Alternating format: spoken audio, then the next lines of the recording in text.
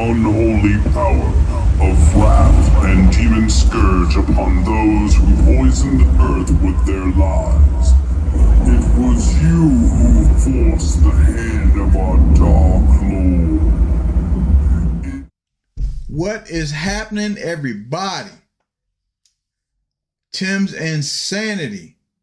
He's Tim and he's insane. That's the boss lady over there. We just got back from the one and only Reaper's Revenge. And let me just tell you, y'all better fear the Reaper. Ooh.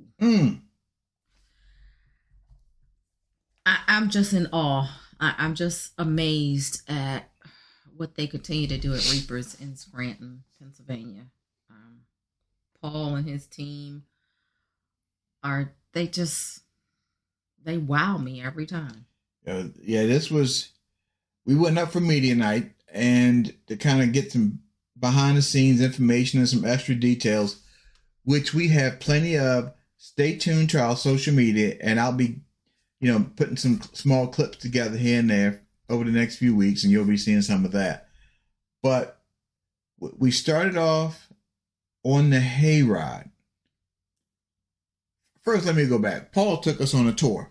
Yes. As only Paul can. Yes. So a daytime tour of the entire place, all 5 attractions, pretty much. Except we didn't really go through Pitch Black because obviously you don't want to go through Pitch Black in daytime. I don't want to go through Pitch Black when I go through Pitch Black.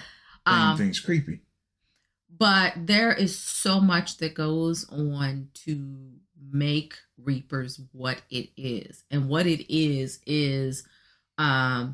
in our opinion, as reviewers for many, many years, one of the top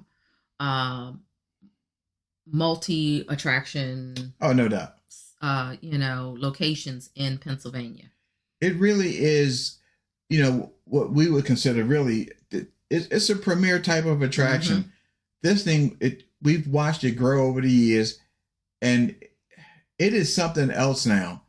It's so well Next done. Level. It is organized, and we're going to cover, again, some videos we're going to do a little bit later, but we're going to cover some things from the technical side. We could probably do another video just on the tech.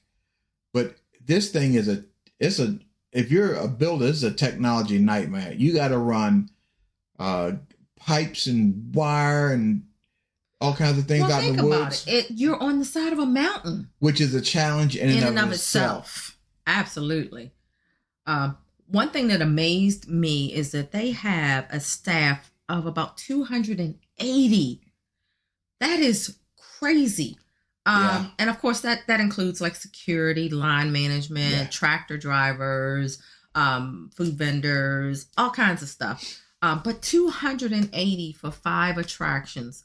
Now, 5 attractions with the addition of mobile escape rooms, you have zombie paintball, which is neat, and things like that. You have the food vendors, but still 280 people to run this thing. When you think about what it takes to build an attraction on top of a mountain, I mean, think of the logistics of that. That is totally a logistical nightmare. Thank you, Paul, for explaining that to us. Yeah, I mean, it's just... being the engineer that I am, that just boggles the mind.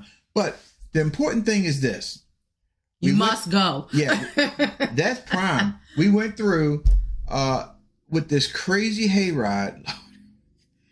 This thing is like no other hayride. It's just not. Mm-hmm. So they have speakers, electrical, air, fog, wired through this miles-long hayride on the side of a mountain. Okay, so just put that in perspective. You have things that are built into the trees, built onto the trees, separate from the trees, on the ground, in the air. It is one of those 360-degree, attractions. It is.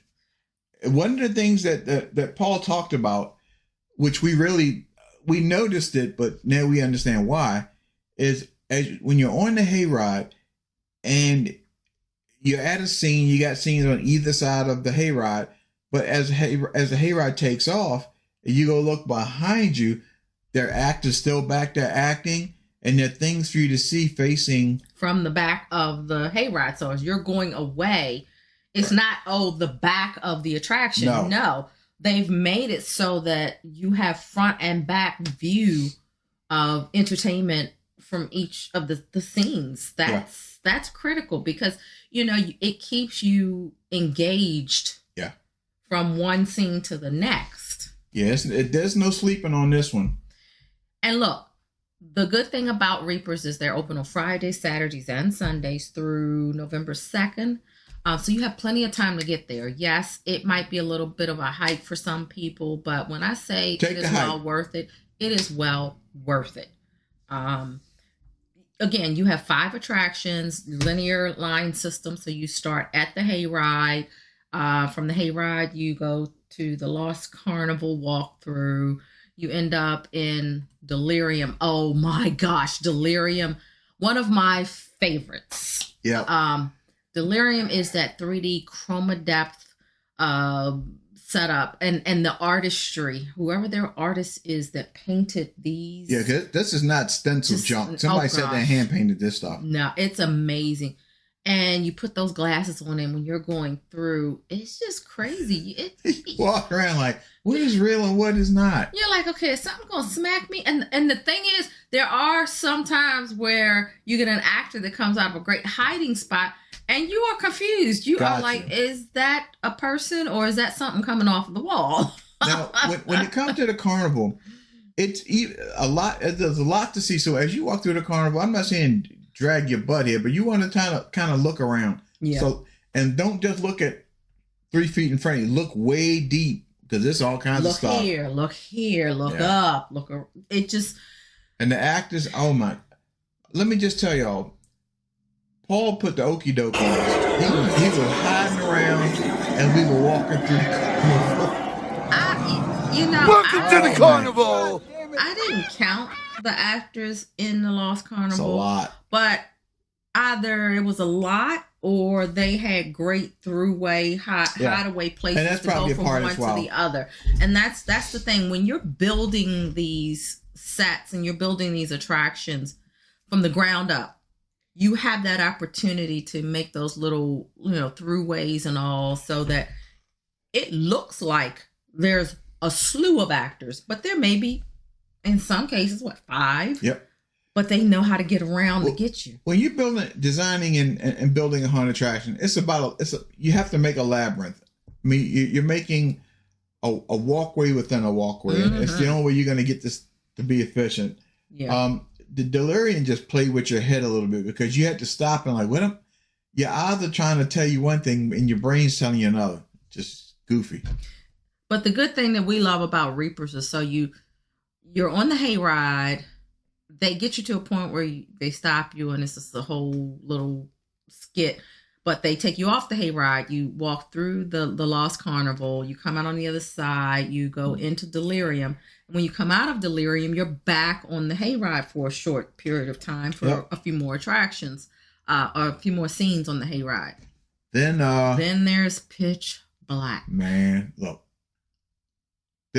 Everybody has that one thing that just unnerves them. And this one is it for me.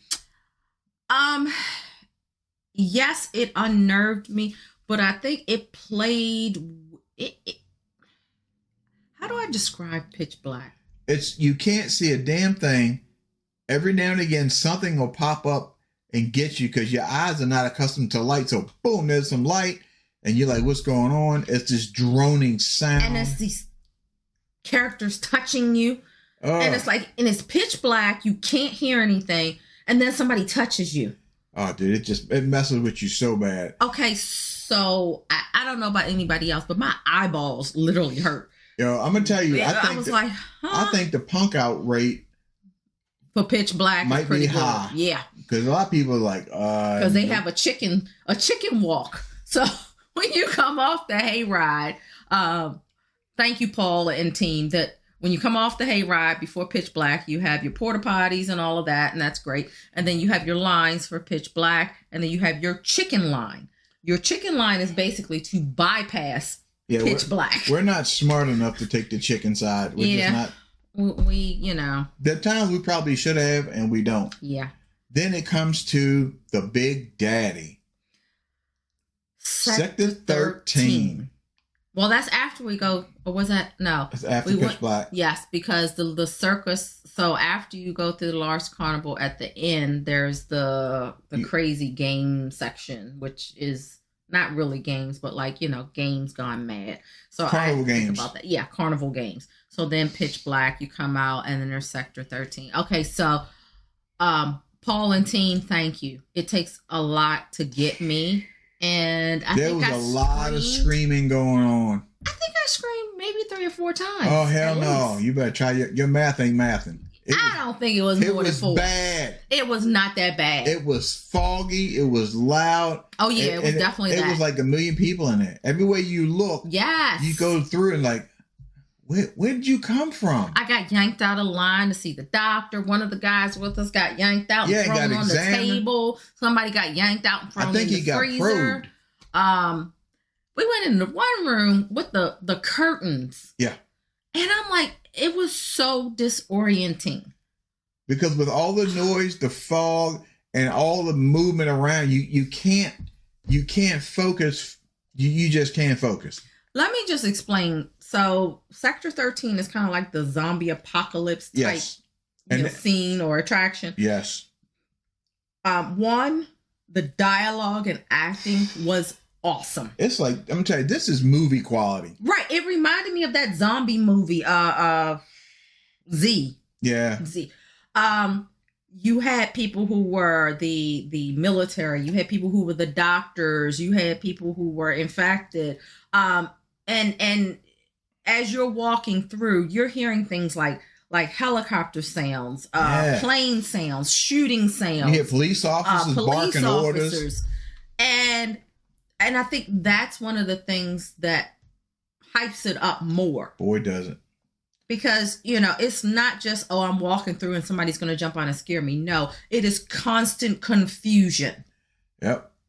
I always call it sensory overload. It is that, because once you come out of there and you're back into the midway, you have to just go find somewhere to cop a squat, sit around the fire, And regroup. and figure out what the hell did I just do? Like, what just happened? Because your brain is like, it's bad. It is so crazy in there. All I'm saying is if you got ADD, boy, whew. Yeah, hold on to somebody or something, because this will shake you. The last time I went, I think was 2 years ago, and the last time I encountered all of Reapers, Sector 13, I got maybe one jump scare. But the way they use the fog, the way they use the curtains, the way they use the swamp lighting, it was crazy. It was back to its old self. Mhm. It's back in a major way. So people, wherever you are, get on your bicycle and get there. Yeah. Get there. Plane, train, automobile, bicycle, tricycle, whatever.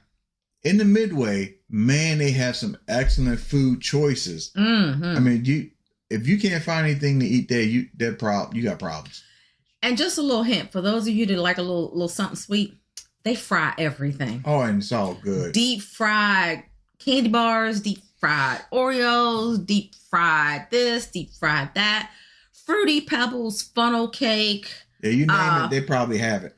I'm like, dude, really? And then that's like the sweets shack, and then you have the savory goody, hot dogs, cheesesteaks, hamburgers, fries. You'll be good. Bring your appetite. Yeah, man. Bring a couple dollars. Bring your appetite. And I'll tell you, the design on their merch is incredible. The artwork looks amazing. So whoever's designing that, well done. I need to go back and get me a pair of those gloves. I should have got a pair last night while we were there. Yeah, man. We can't emphasize enough. This is probably the best that we have seen Reapers in all the years we've been going. Oh, without question. Yeah, it's back to its old self, and it feels good. It really is. We want to thank Paul, thank his team. Yes. give a shout out to all of his actors. I want to especially shout out the Crazy Alice in the Alice in Wonderland Yeah. scene. She was amazing. Also, the dancers. Don't give it away. Yeah, y'all know what I'm talking about. Let's just say Disco Light. Crazy. It's the ball. You gotta go to Reapers, man. You gotta go. Don't sleep. Put this one on your calendar. Check their site because it does tell you the days at where the crowds are high, low, middle, whatever. But if you're gonna go on one of their busy nights, it will do you well to get a VIP pass because their lines will get long. So what we're gonna do, people, this is really the important video, I think, because you need to know what we saw and what we thought about it. This is that video. This is the review. There'll be videos coming after this that will cover more technology, more behind the scenes things, and we'll put them together as time allows. But just go, tell them we sent you.